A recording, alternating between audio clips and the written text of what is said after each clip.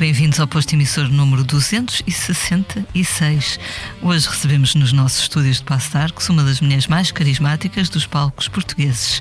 Nascida em Lisboa no ano em que o punk também chegou, ou seja, em 77, começou por estudar música, aprendendo a tocar violoncelo, mas da sua formação constam também a representação e a medicina tradicional chinesa.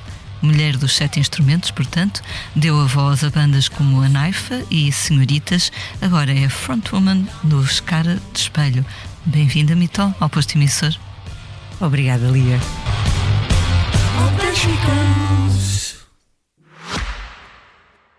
Olá, sou Tony Gonçalves, sou português, vivo nos Estados Unidos desde os 4 anos e tenho um podcast, The Heart and Hustle of Portugal. Converso com quem está a levar Portugal mais longe, empreendedores, artistas, sonhadores. É o primeiro podcast em inglês do Expresso feito com paixão nacional. Ouça todas as semanas em expresso.pt ou na sua app de podcasts. Vamos, let's go! Vem de Paris ou de Berlim, ou de Berlim, de Nova Iorque, ou de Pequim, vende-se a casa e o... Como é que estás hoje, neste dia de tempestade? Estou bem disposta, preparada para a tempestade que aí vem e surpreendeu-me estarmos a gravar o programa 266, neste ano 26, sendo que os meus 2 números favoritos são o 2 e o 6. Por isso, parece bem. Um bom agouro. Parece muito bem. Estás com altas expectativas para este ano? Altíssimas, para este programa, para este podcast em particular. Daqui a poucos dias chega o segundo álbum dos Cara de Espelho, que se chama B, a letra B. Quando esta banda se formou e tu foste convocada para te juntares a eles, quando começaram a moldar a banda, tu achavas que chegaria o tempo de um segundo disco, ou é uma daquelas aventuras que não imaginavas que fosse tão longe? Confesso que imaginei, sim, e fui dentro da banda. Somos 6, somos muitos, não é? É uma família numerosa, e dentro da banda fui das que pediu, há 2 anos, fui das que fiz força para que se acelerasse a vinda de um segundo disco. Contra mim falo porque não tenho imenso tempo livre, nenhum de nós, e sabia que me ia dar muito trabalho, mas quis que isso acontecesse porque nós fomos um bocadinho apresentados como uma banda, uma super banda, que é um termo que eu nem gosto muito, mas sim, éramos uma junção de músicos que já tinham trabalhado anteriormente noutros projetos e com muita facilidade esse tipo de projetos, digamos, que agrega gente de outras bandas, lançam um trabalho e depois fuma-se um bocadinho na espuma dos dias e não há ali qualquer continuidade.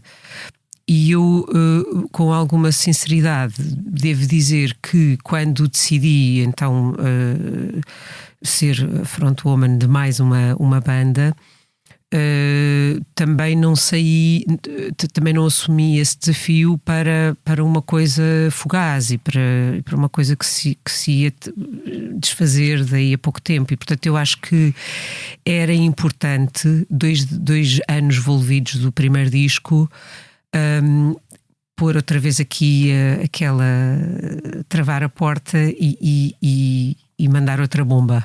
Vocês já se conheciam tantos, já se conheciam todos, sendo tantos músicos na banda, 6 músicos? Não todos pessoalmente, já nos conhecíamos todos, claro,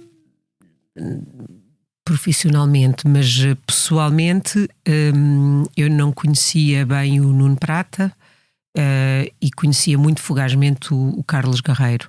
Conhecia bem o Pedro e o Luís, os irmãos, e o Sérgio Nascimento, que foi aliás quem me trouxe. Foi quem, na verdade, é quem devemos a formação da banda.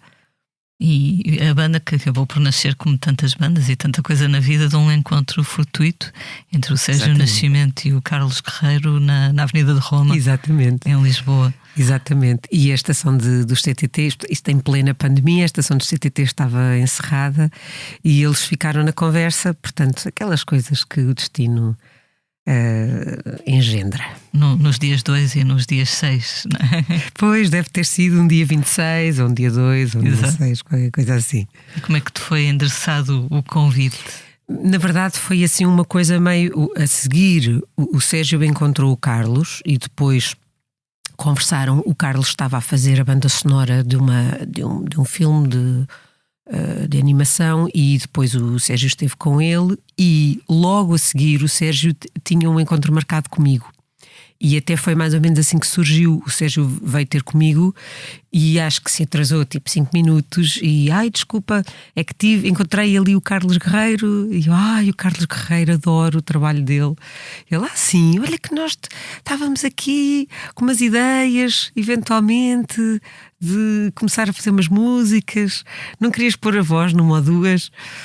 E eu, que tinha fechado um bocadinho a porta a ter bandas novas, mas que nunca fechei a porta a fazer colaborações. Tinha nesse ano gravado uma música com o Stereossauro, tinha também gravado uma participação no disco de tributo ao Tosé Brito. Disse, sim, claro, gravo uma ou duas músicas, claro. E pronto, entretanto foram-se juntando, pediu ao Pedro para fazer as letras, o Pedro disse faça as letras mas também quer tocar e foi-se juntando o resto da malta e cá estamos no segundo disco. Porquê é que tinhas fechado ou pelo menos encostado a porta das bandas? Porque a vida de estrada é dura e porque, pronto, uma coisa é a gente andar nisto aos 30 e outra coisa é andarmos nisto aos 50 e pronto, tinha para mim já estava, já é verdade que estou a gostar imenso do trabalho com Cara de Espelho, mas o que eu já vivi na música, o que já se passou na minha, eu não gosto da palavra carreira, mas desde que faço música profissional e tenho bandas, tudo o que já vivi já está ótimo. Assim, se agora tudo acabar, já é muito mais do que alguma vez eu sonhei. Está bom assim. Eu acho que às vezes também saber parar também é um dom. E não me importo de parar conscientemente numa certa altura e achei que estava bem naquela altura, já tinha vivido imensas coisas, já tinha conhecido o lado bom e o lado mau desta vida de estrada e de discos e de música e de teatro e apeteceu-me retirar-me, mas pronto, o mundo também mudou. Este grupo de amigos, digamos, que se juntou para formar outra banda, pronto, é uma proposta difícil de recusar, não é? Porque são todos muito talentosos e boas pessoas e com a cabeça no sítio certo. Eu valorizo muito isso e o mundo também de repente tornou-se um sítio onde, como é que eu hei de dizer isto? De repente passou a ser um bocadinho mais urgente andar na rua a dizer coisas e a minha maneira de andar na rua a dizer coisas é cantar, é dar a voz a elas e portanto se houver só 2 ou 3 pessoas que ouçam as coisas que nós tocamos e que com elas consigam formar um pensamento crítico e juntar alguma informação e conseguir também combater algumas coisas que estão a acontecer hoje em dia na sociedade, já valeu a pena. Eu vi que disseste que acreditas no poder das canções para agitar consciências e fazer as pessoas pensar ou desfazer algumas ideias feitas. Penso que foi quando estiveste cá no podcast do Bernardo Mendonça. Isso acontece? Tu recebes feedback das pessoas que ouvem as canções ou em disco ou nos concertos? Sim, em especial nesta banda e lá está, não sou eu que escrevo as canções, é o Pedro da Silva Martins e eu sei que o Pedro também está inevitavelmente nessa fase da vida. Eu acho que qualquer pessoa com alguma consciência neste momento percebe a emergência de como é que eu hei de dizer, percebe a emergência de agitar consciências e de desmontar preconceitos, ideias feitas, verdades absolutas que são metidas na cabeça das pessoas um bocado a prego nas redes sociais e em alguma comunicação social. E portanto o Pedro faz isso muito bem, consegue colocar as questões de uma maneira, consegue desmontar e ajudar-nos a pensar. E nós realmente temos recebido imenso feedback nesse sentido e fomos, não sei se de forma certa ou errada, não me cabe a mim fazer essa classificação, mas temos sido referenciados como uma nova banda de intervenção, de música de intervenção, o que para mim é um elogio.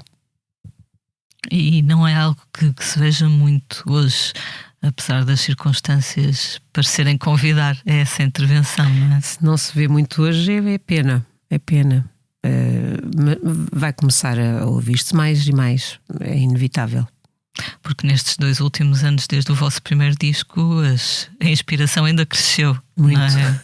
Sim, o Pedro tem feito canções assim um bocadinho a uma velocidade estonteante e nós também temos feito por ir lançando canções com alguma rapidez e mesmo entre discos já lançámos imensos singles e sim, se ouvirem com atenção as letras das músicas, todos eles põem o dedo em cima de alguma ferida e assim continuemos. Imagino que também recebam algum feedback negativo das pessoas que se sentem visadas pela crítica. Honestamente, até agora não temos tido esse privilégio, ainda não sentimos assim de uma forma, creio que também não temos essa dimensão e pronto, eu acho que estamos a chegar às pessoas que merecem também, não é? E que nos procuram, portanto estamos a chegar às pessoas que gostam do tipo de som que nós fazemos. E pronto, e se permanecermos aí está tudo certo e está tudo bem. Para já não temos sentido grande ataque. Reparem, nós também não estamos os dedos na ferida que nós pomos são também muito abrangentes. Eu acho que todas as pessoas, sejam de que espectro político sejam, entendem e vão identificar-se com as músicas que nós fazemos de alguma forma. E portanto eu acho que todas as pessoas vão sentir alguma identificação, mesmo que não votem no mesmo partido que eu pessoalmente voto. Aliás, nós dentro da banda temos sentidos de voto diferentes. E portanto eu acho que a crítica social é abrangente, não interessa muito bem onde é que tu estás posicionado. Portanto, saber pensar, saber desmontar as situações que estão a acontecer, saber identificar aldrabices, e acho que acho que toda a gente quer saber fazê-lo e agradece que hajam bandas e músicos e outros artistas que façam isso no espaço público. Eu acho que isto é consensual. Uma questão de civismo, não é? Exatamente, eu espero que isto seja consensual. Eu por acaso ia perguntar-te isso, não necessariamente sobre o sentido de voto, mas uma banda com 6 pessoas, às famílias numerosas, isto é uma banda numerosa, não é? Vocês estão mais ou menos alinhados dentro do mesmo diapasão, enfim, terão se calhar a mesma visão das coisas, mas dificilmente será completamente igual, não é? Entre 6 pessoas. Sim, as nossas conversas, como direi, acerca de assuntos públicos, digamos, política, sociedade, normalmente são convergentes. Mas se queres que te diga, eu não faço a mínima ideia em que partido é que os meus colegas de banda votam. Não faço mesmo. Nunca fizemos essa... Eu acho que eles, com alguma facilidade, saberão em que partido é que eu voto pessoalmente. Tu já o revelaste publicamente. Porque eu revelo publicamente, com toda a facilidade, mas eu não sei em quem é que eles votam e também não me interessa. O voto é secreto e assim deve permanecer. Mas sim, sinto que somos temos uma fraternidade em termos de na intelectualidade dos temas e sinto que pensamos, estamos alinhados no pensamento acerca dos temas mais comuns. Neste processo de escrita das canções, as canções são escritas pelo Pedro, mas depois os arranjos têm contributo de todos vós. Sim, o Pedro envia as maquetes e depois, a partir daí, nós todos trabalhamos em cima daquilo. Cada um coloca o seu contributo. O Luís pega na guitarra, ele ali faz as voltinhas para trás e para a frente, e os instrumentais. Portanto, na maquete do Pedro esses instrumentais não existem ainda. O Carlos Guerreiro vai construir instrumentos e faz também a parte melódica que lhe compete, e pronto, e a batida do Sérgio muitas vezes também leva a canção para o outro lado, o baixo do Nuno, etc. Portanto, nada disso vem na maquete do Pedro. E depois eu construo normalmente ali uma personagem com aquelas palavras, encontro ali uma personagem, uma maneira de cantar aquilo, e pronto, e estamos mesmo nos dias que correm, estamos nesse processo, estamos nos primeiros ensaios para preparar os concertos que aí vêm, e está a ser muito engraçado ver as músicas a ganhar vida pós-estúdio. A tua experiência de representação ajuda aí na construção da personagem. É essencial, é essencial. Eu uso muito mais trabalho de construção de personagem, portanto, trabalho teatral, dramaturgia mesmo, na preparação das canções, do que propriamente trabalho musical, eu pessoalmente. Claro que também há trabalho musical, eu também tenho formação musical, mas isso fiz em todas as bandas, na Naife, em Senhoritas. Portanto, há um trabalho de descobrir que personagem é que vai cantar aquela música, e depois não é sempre a mesma, não é? Não é sempre a mesma, não, vai variando. E achas fácil ou apelativo entrar nessas vinhetas que o Pedro escreve? Ele é muito hábil nisso, não é? É. Já fez para Diolinda, também nos discos da Helena D'Água. Ele, de certa forma, Ana escreve Moura, Cristina Branco, escreve para uma personagem, não é?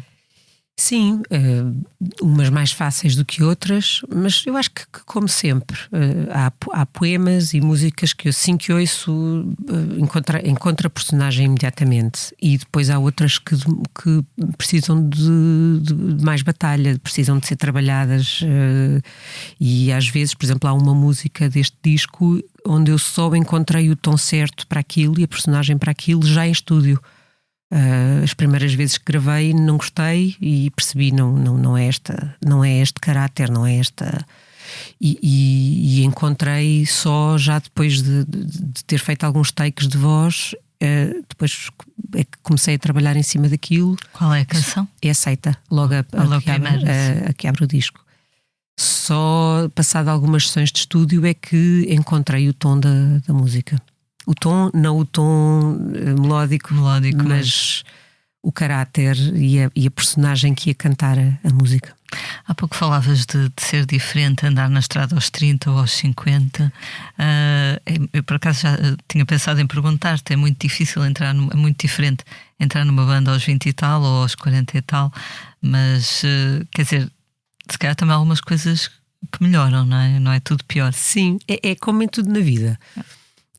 Há umas coisas que são muito melhores aos 20 e aos 30 e outras que nem por sombras, não é? Eu agora, se aparecesse aqui alguém com a máquina do tempo a querer levar-me para os 30, eu não ia.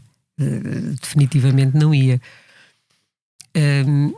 E começar uma banda nova pode ter algumas desvantagens.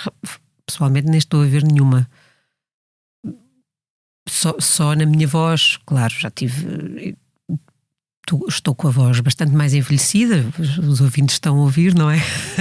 A minha voz está mais envelhecida e realmente o corpo cansa-se mais na estrada, mas devem ser as únicas duas desvantagens, porque de resto eu acho que estou muito mais encontrada, mesmo em termos artísticos, e essas personagens, por exemplo, encontro-as com mais facilidade, tenho mais trabalho em cima, também tenho mais autoestima, chego com mais facilidade ao sítio que quero, e acho que os meus colegas de banda também, acho que estamos todos eles têm muita estrada, muita vida de música em cima, muita mesmo. Eu acho que até de todos eles sou a que tenho menos rodagem, e mesmo assim acho que já tenho bastante. Eles são todos músicos muito experientes, e acho que isso é um dado positivo quando começas outra vez uma banda.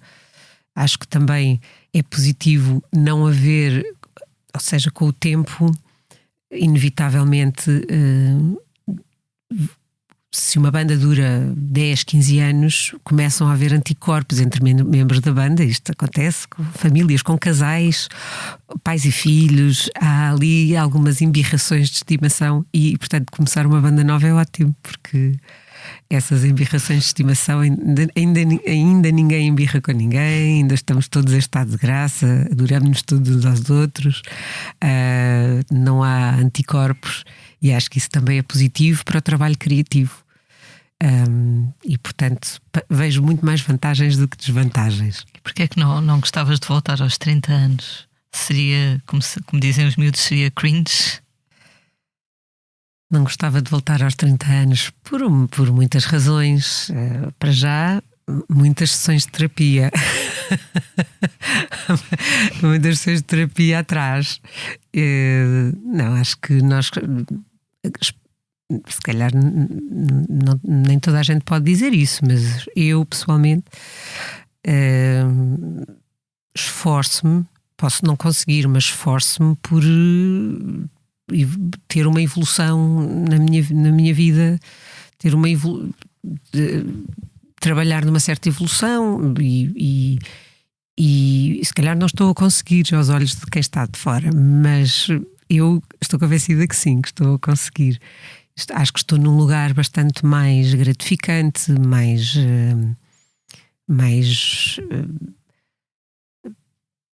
adulto, mais maduro, mais tranquilo, mais confiante do que estava há 20 anos atrás. E gosto de estar aqui neste sítio. Também ainda não estou naquele sítio em que me dói tudo, e acho que vai chegar a uma idade em que eu vou ter saudades dos 50. Talvez, não sei, talvez não. Também não. Mas parte de tudo aí de um trabalho de introspeção que tu fazes, não é? Sim, faço.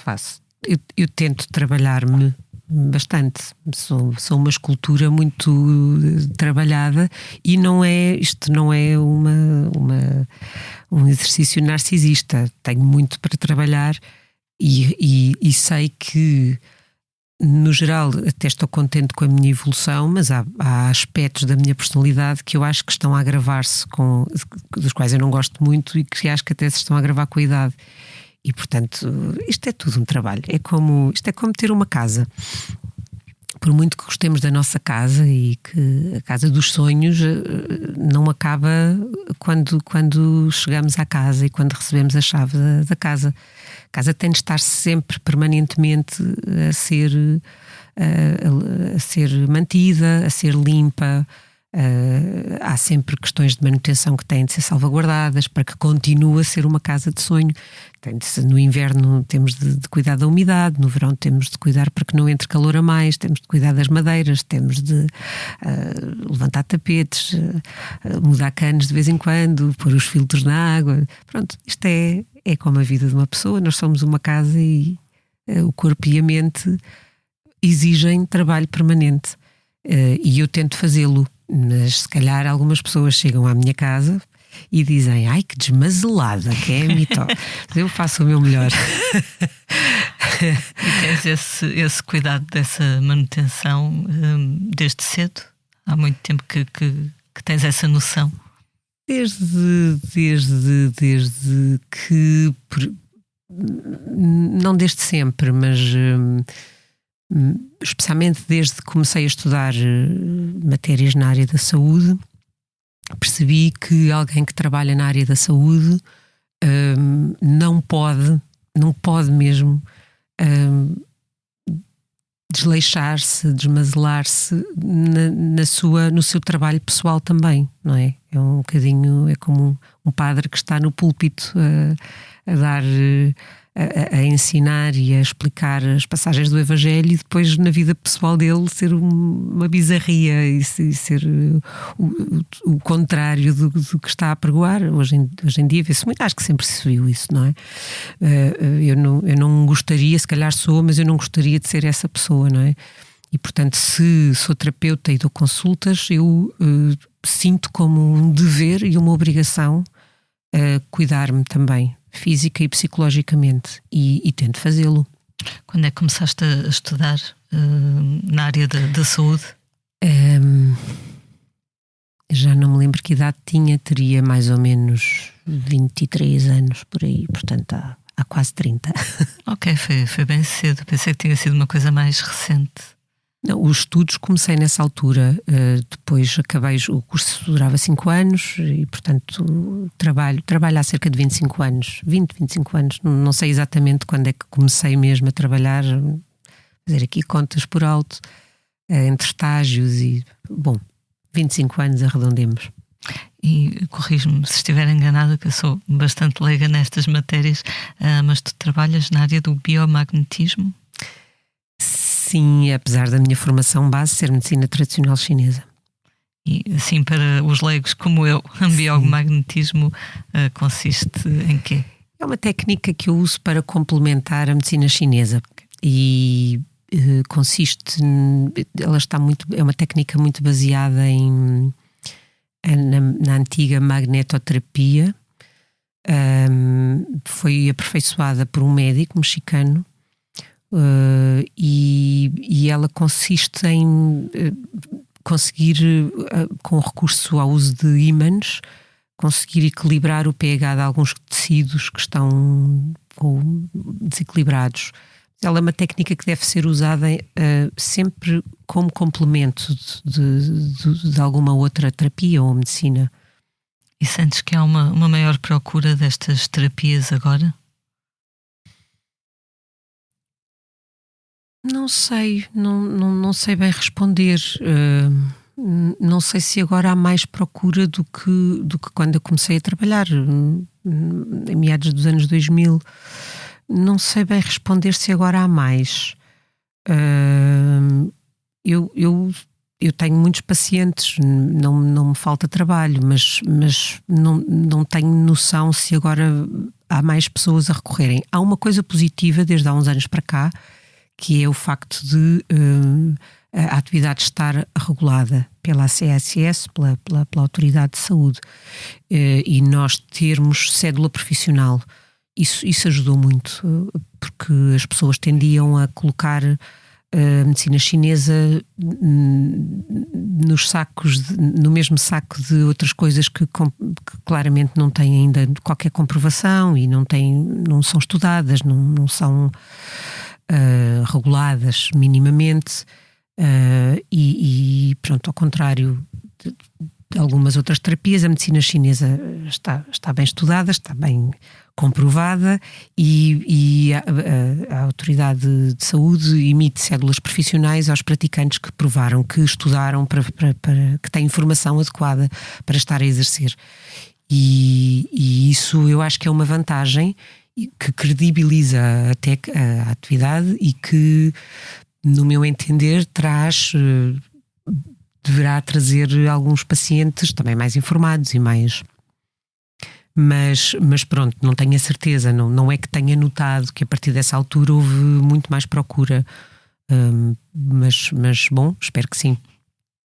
Tu alguma vez pensaste dedicar-te só a isso ou só à música? Quando começaste a estudar música na Academia de Amadores? Na verdade eu só me dedico a isso. Na verdade, sim, o meu plano seria só dedicar-me a isso. Eu comecei a estudar música na Academia com 3 anos de idade, portanto 3? A minha formação musical foi bastante precoce. Depois entrei aos 10 anos para o conservatório, saí do conservatório aos 16 e só aí comecei a dedicar-me à música menos erudita, digamos. Apaixonei-me pelo fado e e saí um bocadinho ali do espectro. Eu toquei violoncelo e, portanto, atirei um bocadinho com o violoncelo e comecei a dedicar-me à música mais ligeira e mais a outros géneros musicais e a cantar, porque até então não cantava profissionalmente. Como todos ouvem, não tenho propriamente voz para cantar música lírica. E depois nunca quis fazer música em exclusivo, mas ser terapeuta em exclusivo foi sempre o meu plano. E que cara de espelho vai-me tirar desse quadradinho desse quadradinho. Era esse o plano, e acho que um dia, quando cara de espelho terminar, voltarei a esse plano inicial de ser só terapeuta. Já aconteceu alguns pacientes reconhecerem-te enquanto artista? Eu acho que dentro do consultório não, mas depois sim. Depois começarem a associar o nome, ou, por exemplo, nestas fases em que sai disco e quando eu apareço mais na comunicação social, há algumas pessoas que descobrem aí e pronto. E associam. Mas não é muito comum, porque lá está, eu divido isso e tenho essas duas carreiras muito hermeticamente afastadas, e gosto assim. Gostas assim? Gosto assim. Tem uma coisa, se calhar descansas da outra, não é? Sim, sem dúvida, sem dúvida.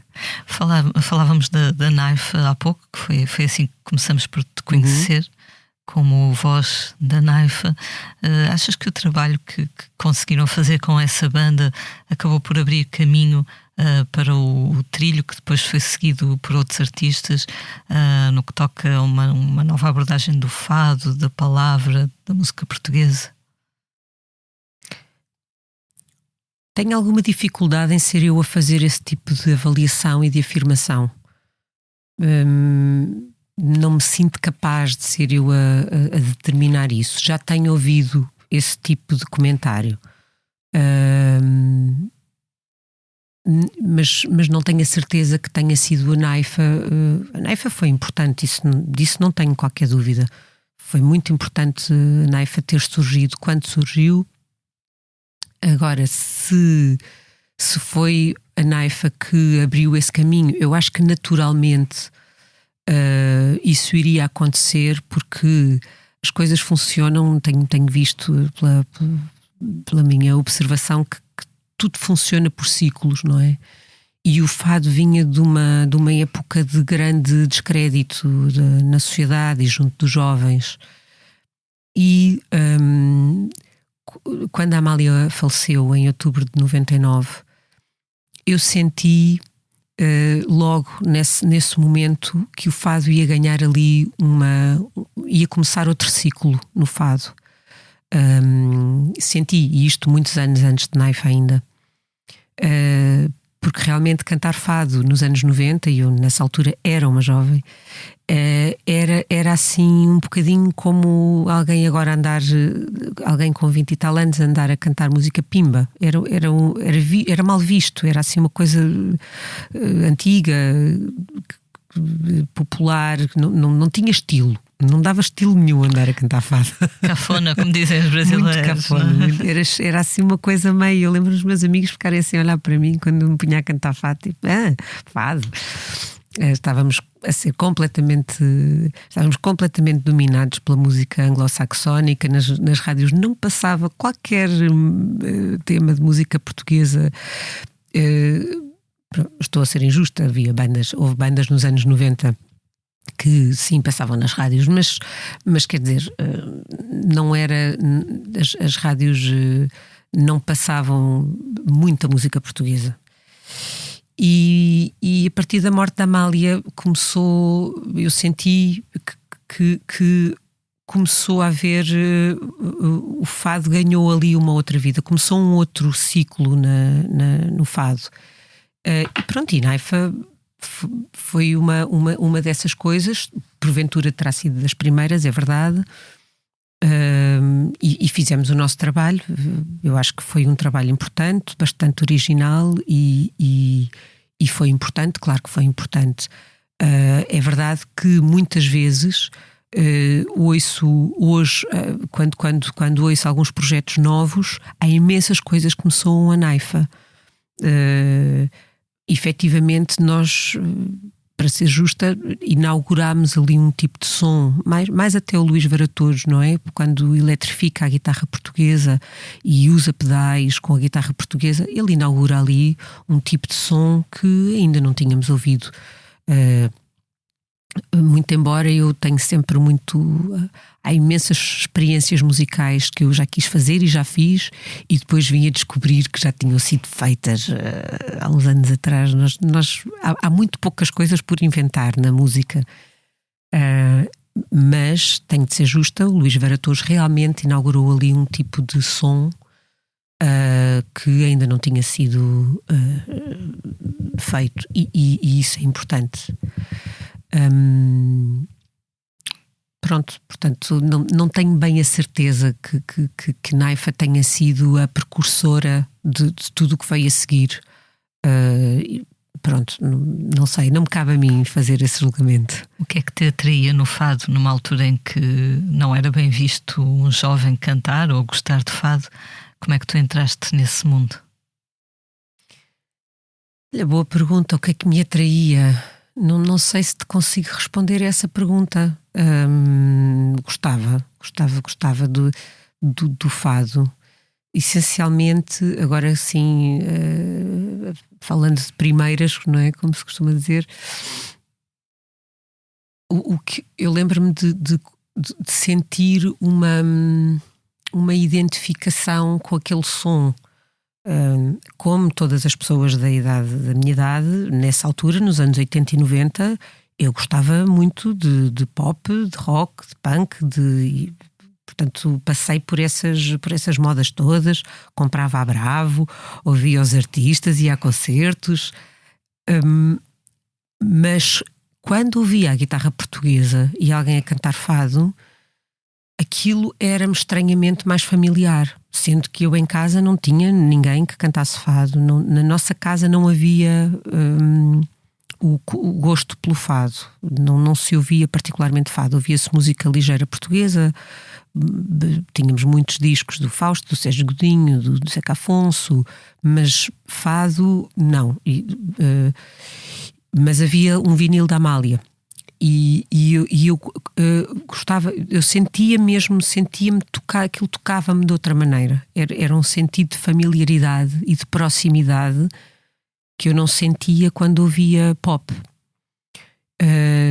E depois, assim, até meio por brincadeira, porque, pronto, na escola, brincávamos e levávamos guitarras, e meio por brincadeira comecei a tocar uns fados. E sim, era vaiada às vezes por alguns amigos, fado, coisa mais, não sei o quê.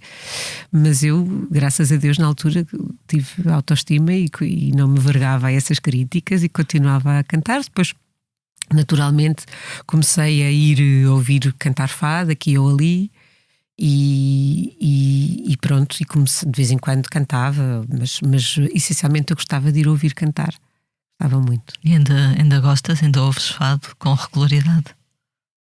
Olha, acontece comigo a mesma tragédia que acontecerá com muitos lisboetas. É difícil ir ouvir fado hoje em dia porque, pronto, quer dizer, nessa época eu podia ir ouvir fado. Atenção, com todo o respeito pelos artistas, e eu acho muito bem que os artistas ganhem todos cachê, mas era possível nessa altura em Lisboa irmos ouvir fado, bebermos um copo e irmos ouvir fado e não termos de largar um arrim. Hoje em dia, muito embora eu ainda conheça donos de casas de fado, eu eventualmente poderei fazê-lo, não é? Mas quer dizer, hoje em dia é difícil a pessoa ir só ouvir fado. Geralmente quando se vai, até porque o fado é mais cedo, é a hora do jantar, portanto inclui jantar, pronto, portanto não tenho ido a casas de fado ouvir fado, confesso, mas ouço fado em casa, ouço fado, gosto de ouvir fado. Vais acompanhando os novos artistas que surgem? Mais ou menos, gostava de acompanhar mais. Não estou a acompanhar tanto os novos fadistas. Mas pronto, mas vou ouvindo aqueles de quem gosto muito e pronto, vou-me esforçar por acompanhar os novos fadistas com mais atenção. Eu estava a ler uma pequena entrevista que tu deste já, não sei, há 10, 15 anos talvez, em que escolhias um disco, um livro, um filme, e no museu tu dizias o bairro de Alfama, dizias que bastava andar por Alfama, que era um museu a céu aberto. Isto agora pós-gentrificação. Saudades. Tenho muitas saudades dessa Alfama. Eu pensei, quando é que isto foi? Eu, ok, já foi. Pois, tenho muitas saudades do meu bairro de Alfama. Eu vivi em Alfama, agora faço parte daquele grupo de pessoas que saiu da cidade de Lisboa, já não vivo em Lisboa. Tenho muitas saudades de Lisboa e de Alfama em particular, porque foi onde vivi. E sim, lembro-me desses tempos com muita saudade e muito, muito carinho. Passear em Alfama nesses tempos era um museu a céu aberto, sim, claro. Hoje em dia ainda restam muitas coisas, nada não está perdido, não é? Mas já é diferente. Mas eu acho que ainda vale a pena passear por Alfama, sinceramente, quando tenho a felicidade de ter esse tempo e quando o tempo permite, quando para de chover e podemos. Eu gosto muito de passear em Alfama. Há ali uma energia, pronto, não sei explicar. A mim toca-me particularmente porque já lá vivi muitos anos e gosto. E gostavas de voltar a viver em Lisboa? É uma boa pergunta e eu acho que todos os dias faço essa pergunta a mim própria. Muitas vezes eu tenho muitas saudades de Lisboa, mas que Lisboa é que eu tenho saudades? Voltar a Lisboa agora, eu voltaria para onde? Atenção, eu venho todos os dias a Lisboa porque eu trabalho em Lisboa, portanto eu estou em Lisboa todos os dias. E o sítio do meu consultório, que é ali nas Avenidas Novas, ainda não está muito modificado. Mas por exemplo, agora estávamos a falar de Alfama. Alfama, eu, apesar de adorar Alfama e de ainda continuar a gostar de passear lá, eu não viveria em Alfama agora. Eu tenho saudades de Alfama, mas não quero voltar a viver em Alfama agora, como ela está. Não é um bairro simpático para as pessoas viverem. Deixou de ter bancos, deixou de ter farmácias, deixou de ter supermercados com preços acessíveis, deixou de ser um bairro onde as pessoas vivem, não é? Onde há uma comunidade, e assim, para um sítio desses não quero voltar. Para Lisboa, para outro bairro, bom, não sei se quero voltar. Eu gosto do sítio onde vivo agora. Gosto muito de viver no sítio onde vivo agora. É uma cidade muito, muito amigável para os seus moradores, trata bem os seus moradores, e portanto para já não vou voltar a Lisboa. Voltando à Naifa, fez esta semana 17 anos, creio eu, que o João Aguardela faleceu. No mesmo dia do José Carlos Ari dos Santos. Nossa. Ambos faleceram no mesmo dia, com uns anos de diferença. Dia 18 de janeiro. 18 de janeiro. Achas que falamos ou lembramos suficientemente o legado do João pelo seu talento, pela sua inovação, pela energia que emprestou à música? Talvez ainda não tanto quanto ele mereça, mas como há pouco referia no fado, isto tudo funciona por ciclos e eu não tenho dúvida nenhuma que virá um ciclo em que toda a gente reconheça o trabalho do João como esse sim, talvez por eu também ter mais distanciamento, porque não é o meu trabalho. Há pouco perguntavas em relação à Naifa, se nós somos pioneiros em determinadas coisas, e eu tenho dificuldade mesmo em responder a isso. O trabalho do João, como mentor de megafone, é um trabalho pioneiro e completamente disruptivo para a época em que foi lançado. O João é, de facto, o primeiro a fazer um tipo de trabalho em Portugal. E isso eu sei que, mais dia menos dia, as próximas gerações de músicos quando redescobrirem o trabalho do João Aguardela, vão identificar isso, eu não tenho dúvida nenhuma, e portanto também me custa dizer que agora ele está a ser injustiçado, porque às vezes é mesmo assim, às vezes é preciso esperar o tempo certo para as coisas acontecerem e talvez a história da importância musical que o João Aguardela teve para o país, ainda vai chegar o momento de forma... como é que eu hei de dizer isto? Mais ampla, se mais calhar. ampla, exato, é essa mesma o termo, de forma mais, ser reconhecido com uma maior amplitude e pelas novas gerações que estão a começar a pôr as mãos na massa e a começar a fazer música e a começar a mexer no passado. Eu acho que é muito importante mexer no passado, como há pouco referia às limpezas das casas, não é? A gente levantar os tapetes, sacudir tapetes, é muito bom para a nossa saúde mental. Também é importante para o património artístico ser mexido e remexido pelas gerações que vêm a seguir. Eu não concordo com uma cultura fechada dentro de uma redoma, intocável, com uma cultura intocável, não fazendo sombra aos artistas que criaram pela vez primeira uma obra de arte. Isso fica registado, não é? A primeira obra de arte. Acho que todos os artistas deveriam ter a liberdade de pegar em obras de outros e fazer outra coisa e trabalhar a partir daquilo. E isso hoje em dia acho que se faz com mais facilidade do que se fazia há uns anos atrás. Eu lembro quando a Amália quis cantar Camões e cantou muito bem. Foi um escândalo. E pronto, vários exemplos desses existem ao longo da história da nossa cultura e eu acho que isso está errado e o João fez isso muito bem.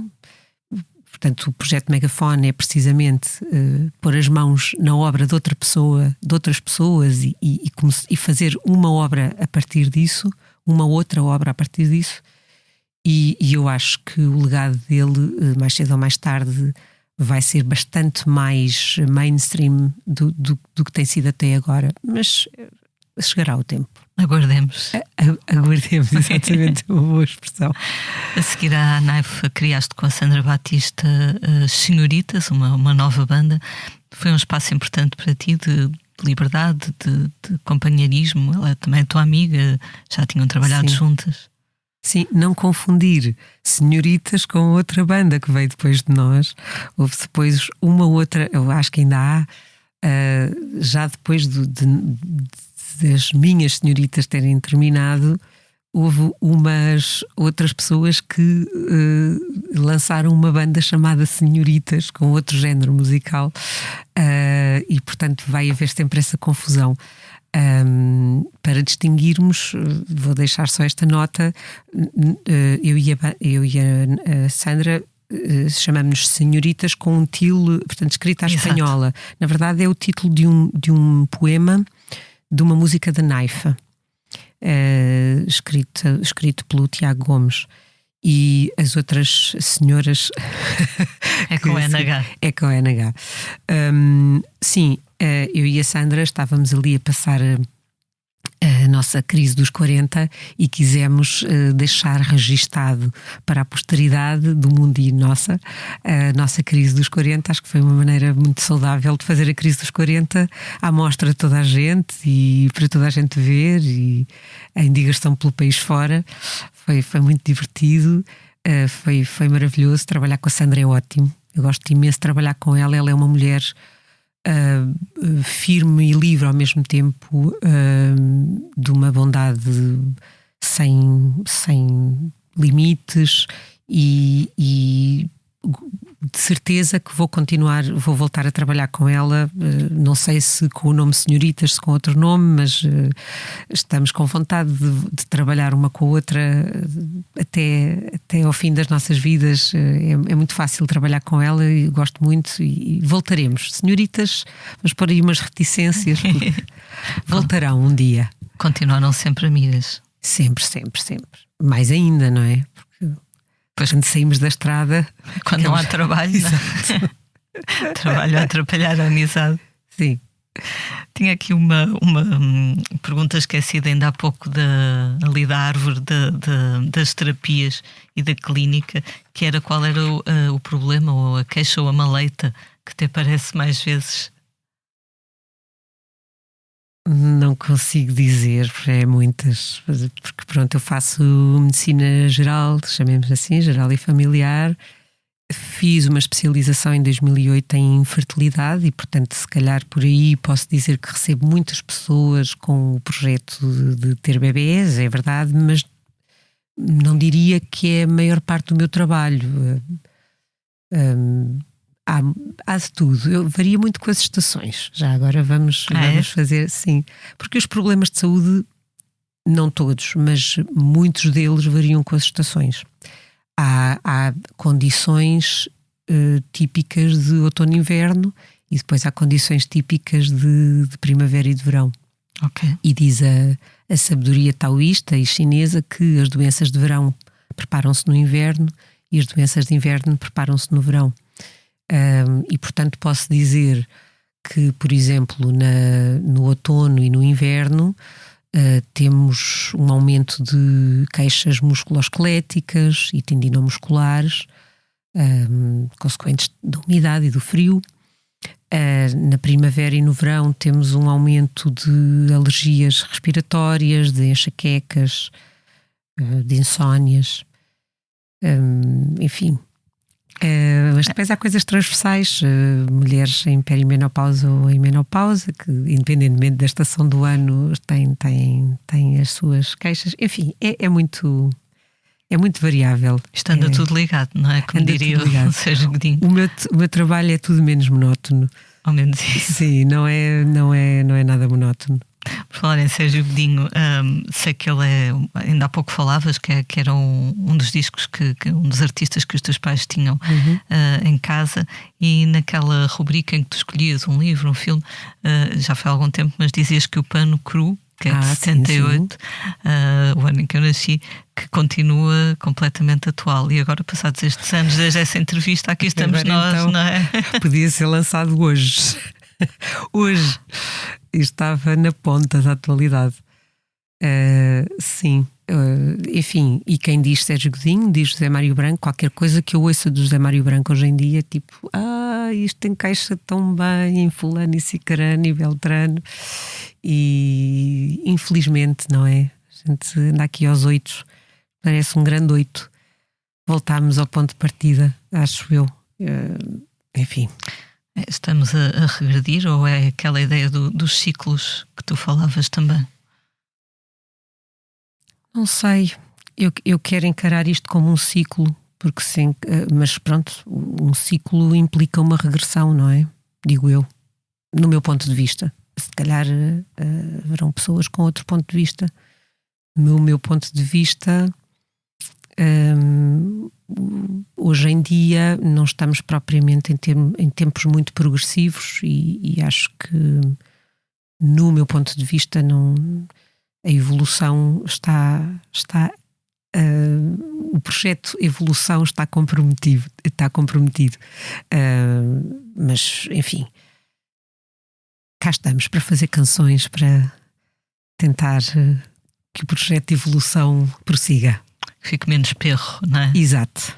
Uma das vossas missões é louvar as misturas, porque nada é genuíno, tudo é uma mistura de alguma coisa. Verdade. É verdade. É um mote, claro, muito importante hoje. Mas isso parece-me bastante óbvio. Qualquer pessoa que tenha ido só à escola primária sabe disso, não é? Que nós somos seres pluricelulares, e até os seres unicelulares, as leveduras, são seres complexos. E portanto, sim, nada é só uma coisa. Nada mesmo. Nada é tão simples como parece. Nada é simples, não.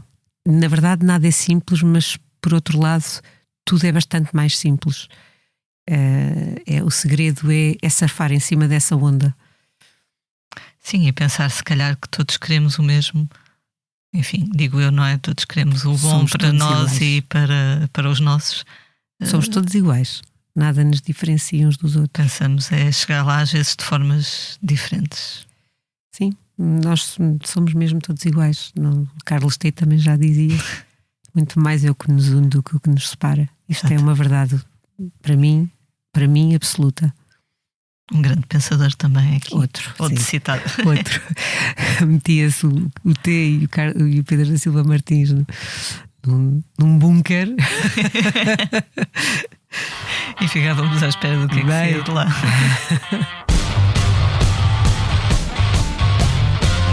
There she goes.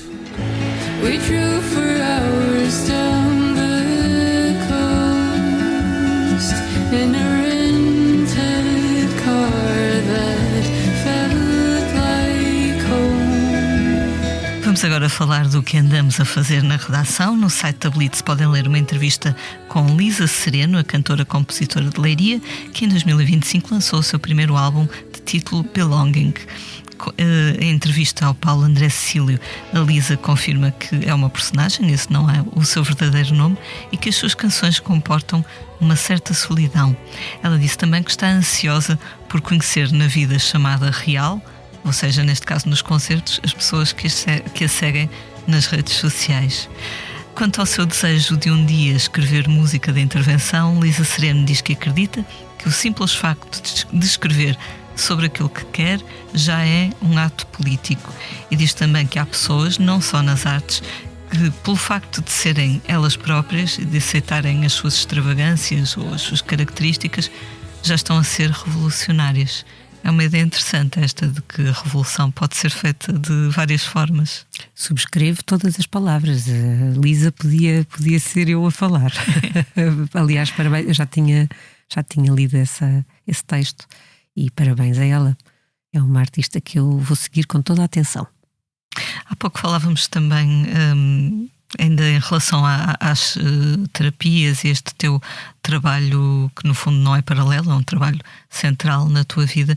E eu lembrei-me de uma coisa que disseste numa entrevista, também penso que no podcast do Bernardo Mendonça, sobre abominares a ideia de estarmos contactáveis 24 horas por dia graças aos telemóveis.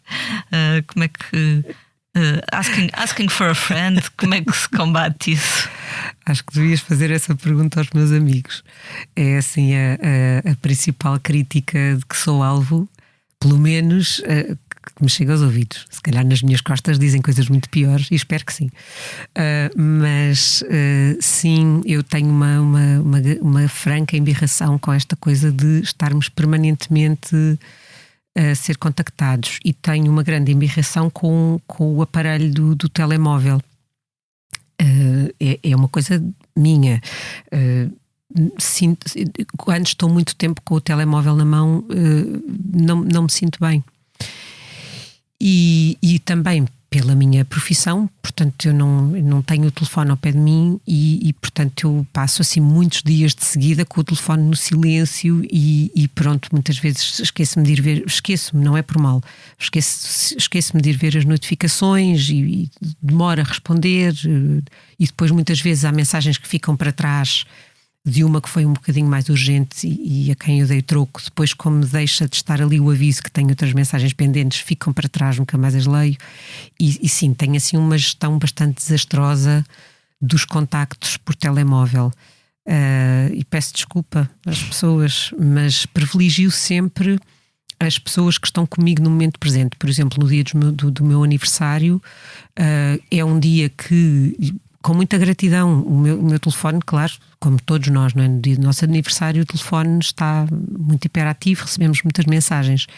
E eu claramente tenho de fazer uma escolha: ou estou a responder e com o telefone na mão, ou então estou a viver o dia com quem está comigo e à mesa a comer e portanto prefiro sempre a segunda hipótese e fico, e sim, desleixo-me um bocadinho nessas respostas. Eu peço às pessoas que não me levem a mal. Eu gosto dos meus amigos, gosto imenso dos meus amigos e gosto mesmo muito das pessoas, tenho um carinho enorme pelas pessoas que conheço e que me são próximas, mas realmente eu sou bastante desastrosa na gestão do contacto através do telefone.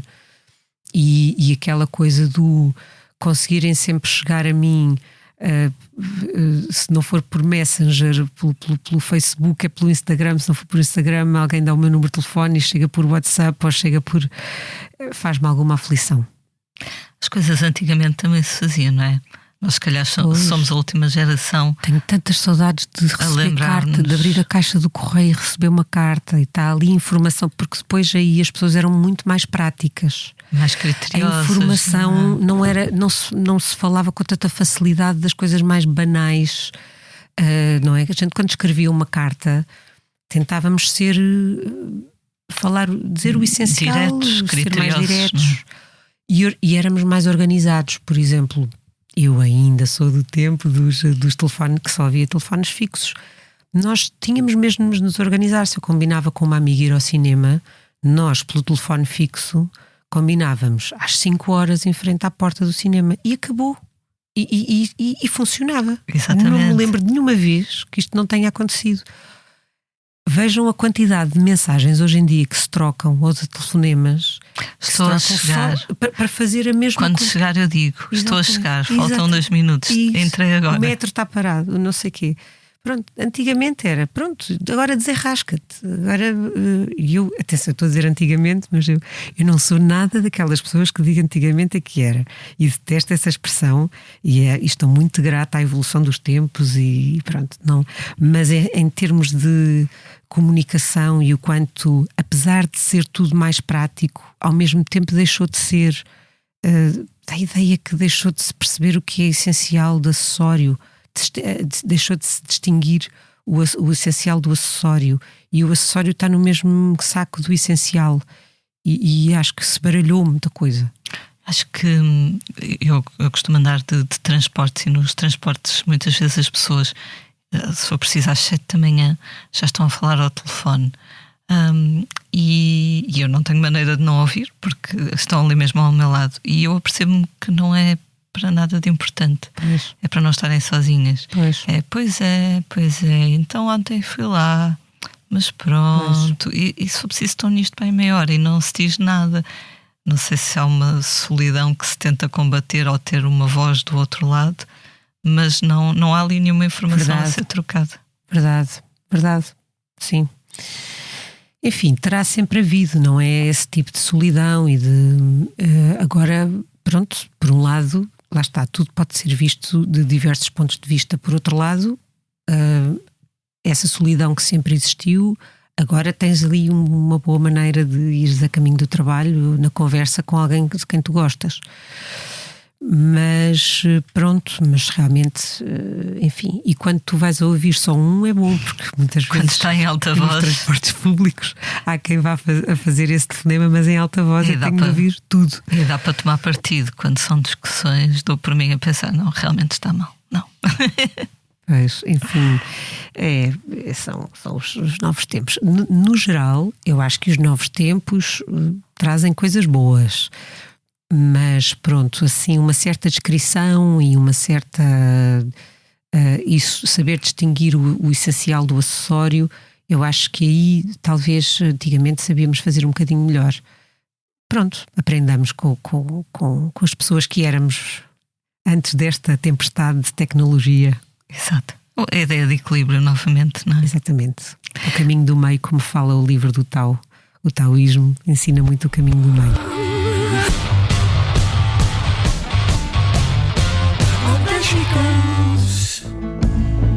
No azar que lamentamos, no tempo que nós perdemos, no escuro em que mergulhamos, há sempre uma luz. Vamos agora falar dos concertos que vamos ver na próxima semana. Hoje e amanhã, ou seja, quinta e sexta, há espetáculo de Deixem o Pimba em Paz no Teatro Sá da Bandeira, no Porto.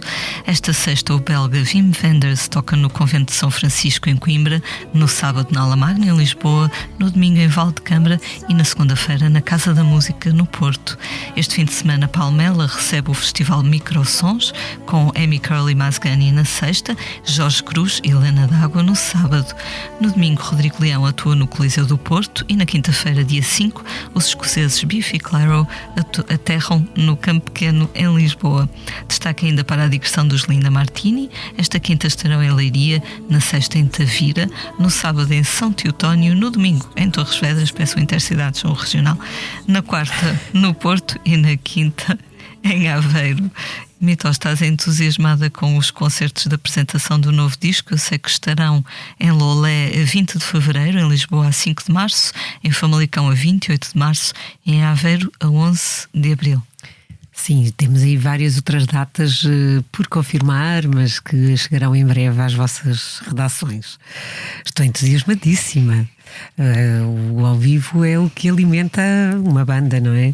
E sim, estou desejosa de apresentar estas personagens que estou a preparar com os meus colegas ao vivo. É sempre um momento importante que nos traz alguma ansiedade, mas sim, estou desejosa que comece. Estás a memorizar as letras, não é? Ainda estou na fase de memorizar as letras, porque o Pedro da Silva Martins tem muitas palavras, é muito bondoso nas palavras, e então ainda estou aqui a decorar algumas coisas, mas pronto, temos tempo. É engraçado, falavas das personagens, há pouco falavas da representação, e eu lembro-me que o António Zambujo chegou a participar como ator numa peça do Filipe Laféria. Sim. E uma vez perguntei-lhe se isso, como é que tinha sido, e ele, eu sou um canastrão como ator, mas que tinha sido importante porque tinha ajudado a saber estar em palco. Portanto, sim, as artes vão se alimentando umas às outras. Sem dúvida, não é? Sem dúvida. A minha formação teatral, posso dizer que é bastante mais importante para o que faço em banda do que a formação musical. Sem dúvida. Não é que eu faça nada de especial, portanto, as pessoas que estão a ouvir isto e queiram ir ao concerto nem pensem que eu vou estar propriamente a fazer o trapézio no palco.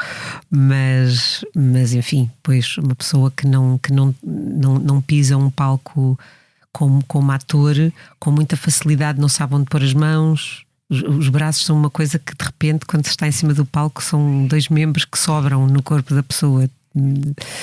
E as mãos são um problema. E sim, postura de palco é muito importante aprender, ter postura de palco.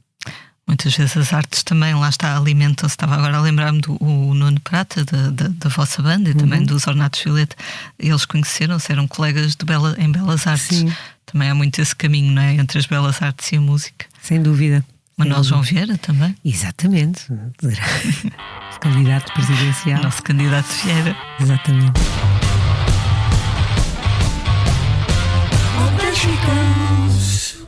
Fulano à hora bem cá está, diz que é sobrinho do diretor, casado com a secretária do seu amigo antecessor.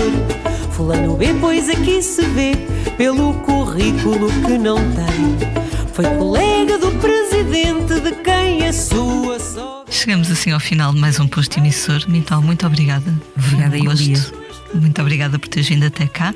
Eu sou a Lia Pereira. Os temas de abertura e conclusão são de Legendary Tigerman. A edição multimédia estará a cargo de João Luís Amorim. E vamos terminar com uma leitura. O que é que nos trouxeste? Eu trouxe uma leitura. Quem me conhece até vai, se calhar, achar estranho, porque isto é uma espécie de uma oração. É uma espécie de uma oração escrita pelo José Carlos Ari dos Santos.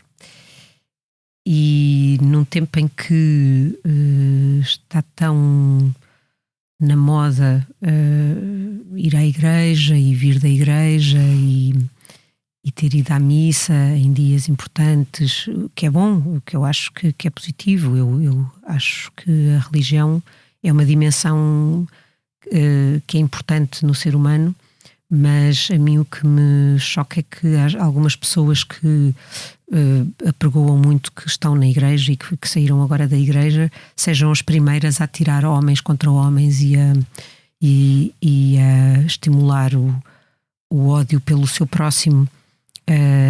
E pronto, relembro aos mais distraídos que o que está escrito na palavra que essas pessoas vão ouvir à igreja é a antítese disso, não é?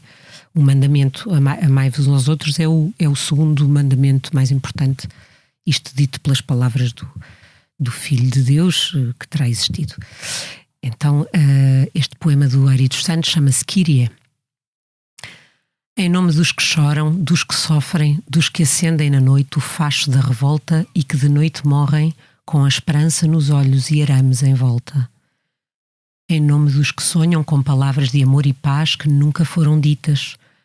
Em nome dos que rezam em silêncio e estendem em silêncio as duas mãos aflitas.